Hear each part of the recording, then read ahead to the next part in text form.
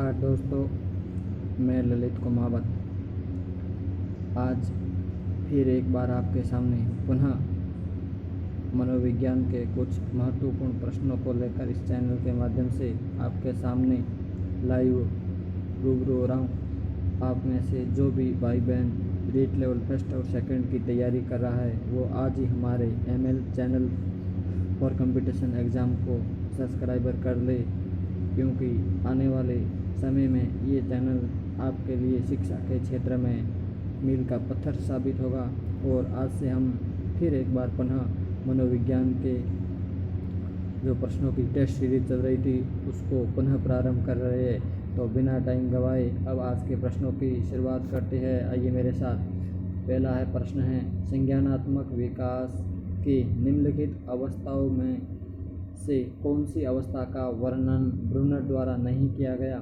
तो इसमें 3 अवस्थाओं का वर्णन ब्रूनर द्वारा किया गया था। पहली अवस्था थी अधिनियम जो 0 से 18 माह थी। दूसरी थी प्रतिमाप्रक जो थी 18 माह से 7 ईयर्स। और तीसरी थी संकेतात्मक जो थी 7 वर्ष के बाद। तो इसका राइट आंसर यहाँ पर हो जाएगा पराधीनता। आज का दूसरा प्रश्न, पारिस्थितिकीय सिद्धांत के अनुसार मूल्य किस तंत्र में आते हैं। तो इसमें भी ये जो इस सिद्धांत के प्रतिपादक है यूरी ब्रेनर है। उन्होंने 5 इसके घटक बताए हैं, जिसमें एक है माइक्रो, मेसो, एक्सो, मैक्रो और क्रोनो। तो अपन को यहाँ पर पूछ रहा है कि पारिस्थितिकीय सिद्धांत के अनुसार मूल्य किस तंत्र में आएंगे। तो मूल्य आएंगे मैक्रो सिस्टम में। नेक्स्ट, जीन पियाजे के अनुसार विकास की अवस्थाओं में से वह अवस्था जिसमें बालक अनभिज्ञ होता है कि यद्यपि कोई वस्तु दिखाई नहीं दे रही है फिर भी वह अस्तित्व में है, वह अवस्था कहलाती है। तो यहाँ पर बात हो रही है वस्तु स्थायित्व की, यानी कि 18 माह से 24 माह के बीच व्यक्ति का या बच्चे का वस्तु स्थायित्व की भावना उसमें जागृत हो जाती है। अर्थात बच्चे के सामने अपन अगर कोई वस्तु छिपा लेंगे तो भी वो ढूंढ लेगा। तो इसका राइट आंसर हो जाएगा संवेदीगामक अवस्था। नेक्स्ट, किशोर अधिगमकर्ता के संज्ञान से कौन सा कार्य संबंधित नहीं है। परिकल्पना करना, अमूर्त चिंतन करना, कल्पना करना, वर्गीकरण करना। तो इसका राइट आंसर हो जाएगा ऑप्शन नंबर 4, वर्गीकरण करना। नेक्स्ट, निम्नलिखित में से कौन सी अवस्था संप्रत्यों के संपूर्ण विकास की अवस्था है। मूर्त संक्रियात्मक, अमूर्त संक्रियात्मक, इंद्रिय जनित गामक अवस्था, प्राक संक्रियात्मक। तो इसका राइट आंसर हो जाएगा अमूर्त संक्रियात्मक। नेक्स्ट, जीन पियाजे के अनुसार मनुष्य में संज्ञानात्मक विकास 4 महत्वपूर्ण चरणों में होता है। इन चरणों के सही क्रम का चयन कीजिए। तो दोस्तों, जीन पियाजे जो कि स्विट्जरलैंड के निवासी थे, उन्होंने एक विकासात्मक सिद्धांत दिया, उसके 4 चरण बताए थे। उस चरणों को आपको उसमें क्रम में लगाना है। तो इसका राइट आंसर हो जाएगा 4th नंबर। सबसे पहले संवेदी तंत्रिक संक्रियात्मक, फिर पूर्व संक्रियात्मक, फिर तर्क बुद्धि संक्रियात्मक का होता है या मूर्त बुद्धि संक्रियात्मक का, सेम ही है। तो इसका राइट आंसर हो जाएगा 4th नंबर। नेक्स्ट, वर्गीकरण की योग्यता का विकास होता है। तो ये होता है मूर्त संक्रियात्मक 7 से 12 वर्ष तक। ये हो जाएगा 7 से 12 वर्ष तक। नेक्स्ट, जीन पियाजे के अनुसार तार्किक चिंतन प्रारंभ होता है। तो जीन पियाजे के अनुसार तार्किक चिंतन होगा 7 से 11, अतार्किक होगा 2 से 7 और अमूर्त चिंतन होगा 11 से 15। तो इसका राइट आंसर हो जाएगा तार्किक चिंतन 7 से 11। जीन पियाजे के संज्ञानात्मक विकास के जो कारक अनिवार्य माने हैं उनमें से नहीं है। तो उन्होंने कक्षा कक्ष के अनुभव नहीं माने हैं, बाकी तीनों ही माने। नेक्स्ट, लॉरेंस कोहलबर्ग के अनुसार परंपरागत नैतिक स्तर बना रहता है। तो लॉरेंस कोहलबर्ग ने 3 अवस्थाओं का उल्लेख किया है। पहली अवस्था है 4 से 10, फिर है 10 से 13 और एक है 13 के बाद या 13 से 20 मानो या 25 मानो। तो इसमें 3 अवस्थाएं, पहली है पूर्व परंपरागत, दूसरी है परंपरागत और तीसरी है पश्च परंपरागत या उत्तर परंपरागत। तो इसका राइट आंसर यहाँ हो जाएगा परंपरागत पूछा है तो 10 से 13। नेक्स्ट, कौन सी मूर्त संक्रियात्मक अवस्था की विशेषता नहीं है?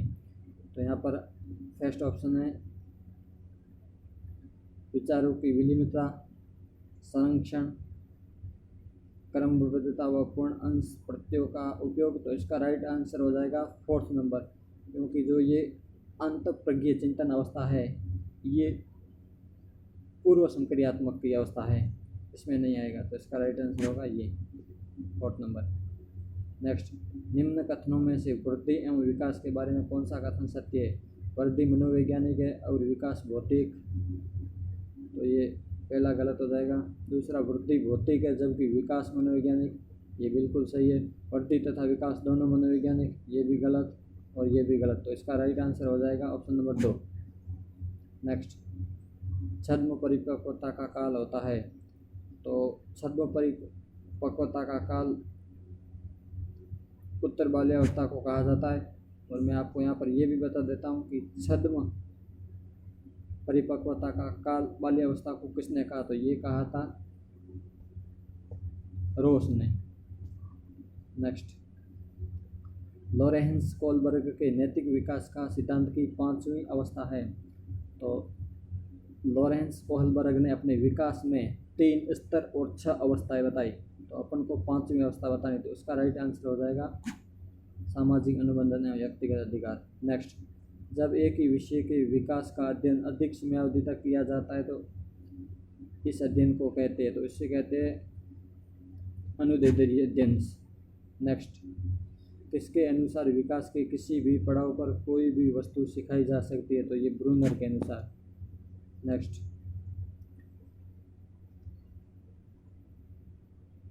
किशोरों में संवेग के नियंत्रण का सबसे अच्छा उपाय है। तो सबसे अच्छा उपाय है शोधन या मार्गांतरीकरण।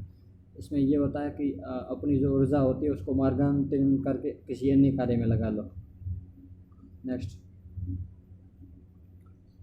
जब बालक के नैतिक चिंतन का आधार सामाजिक होता है तो वह किस स्तर का माना जाता है? तो ये माना जाता है कन्वेंशनल यानी कि परंपरागत स्तर का, जो कि कोहलबर्ग ने दिया था।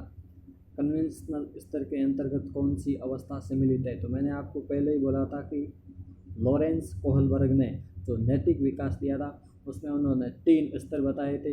3 स्तर कौन कौन से बताए थे? पहला स्तर था पूर्व कन्वेंशनल, दूसरा था कन्वेंशनल और तीसरा था पोस्ट कन्वेंशनल, यानी कि पूर्व परंपरागत, परंपरागत और पश्च परंपरागत या उत्तर परंपरागत। अब इसमें यहाँ पर ये प्रश्न है कि कन्वेंशनल स्तर के अंतर्गत कौन सी अवस्था सम्मिलित है?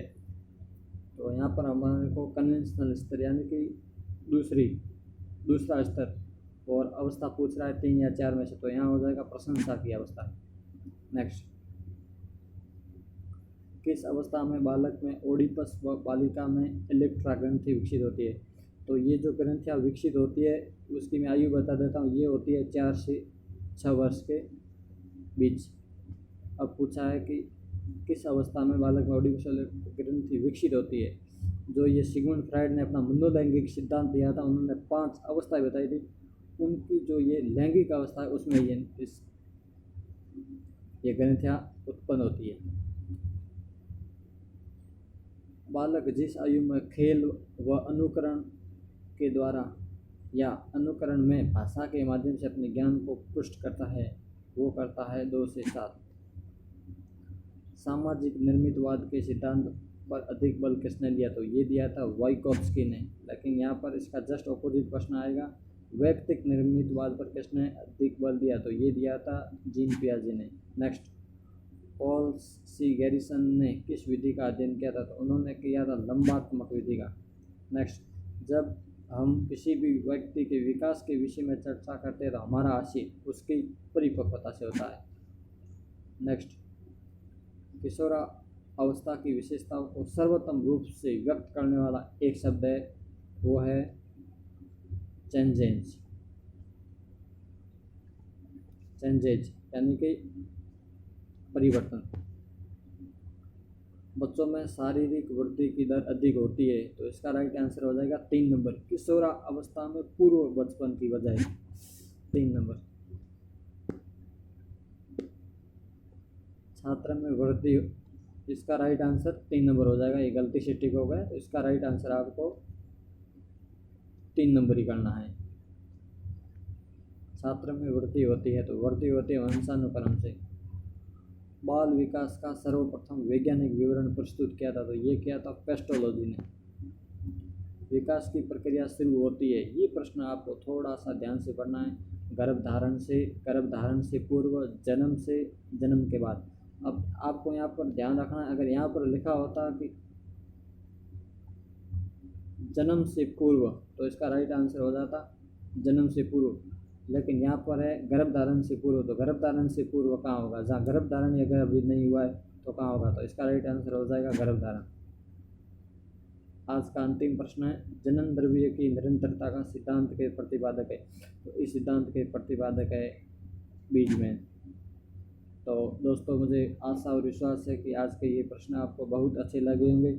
अगर आपको सचमुच में मेरे प्रश्न अच्छे लगे हैं तो मेरे चैनल को सब्सक्राइब, शेयर एंड लाइक करें, और अपने दोस्तों को भी इस मुहिम में ज़्यादा से ज़्यादा संख्या में जोड़ें। धन्यवाद।